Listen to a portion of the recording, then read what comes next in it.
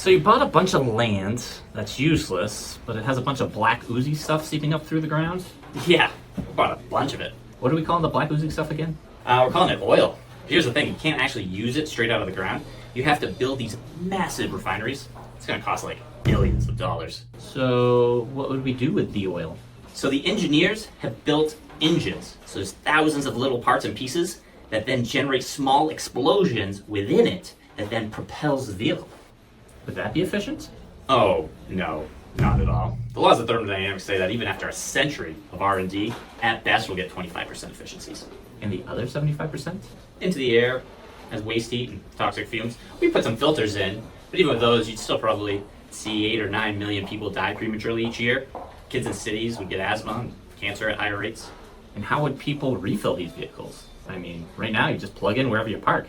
It's pretty convenient. Oh, you'd have to drive out of your way to a special station where we store it. How many of these stations would we need? We're thinking like 500,000 globally. But here's the thing, we sell shitty coffee and hot dogs on rollers, and after a few hours of cooking, we'd probably have to call lizard fingers or something. Ugh, nasty. How would these stations get the fuel? We'd have to truck it to them. With a bunch of trucks? Wouldn't that clog up the roads more than they already are?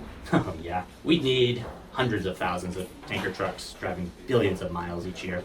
What about electricity? Because we generate it pretty effortlessly right now with solar and wind, and then put the excess in the electric vehicles, so nobody has to pay to power their vehicle. Well, we're thinking of burning the oil, boiling some water, and using the steam generated from that to spin a turbine to generate electricity in these big centralized power plants. Oh, interesting. Well, then how are you going to get the fuel to the power plants? Pipelines and trains. So you probably only need like 1 or 2 of those power plants then, right? Oh no, we need at least 60,000 power plants globally. I gotta tell you, this sounds way worse than the decentralized electrification powered by renewables we have going right now. Oh yeah, way worse. But What? But in this model, all the money funnels to just us and like 3 other companies. Think about all the money and power we would wield. I bet we could convince major nations to spend recklessly on their militaries and then convince them to invade other countries that have this stuff but won't give it to us.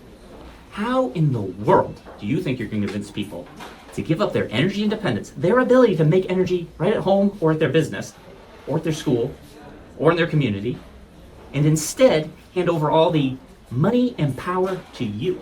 Well, yeah, most people won't go for it, but we think we could convince like 30% of the people. You mean the mouth breathers? Yep, the mouth breathers. And we convince them that the government is using solar panels to make them gay. Yeah, they believe that.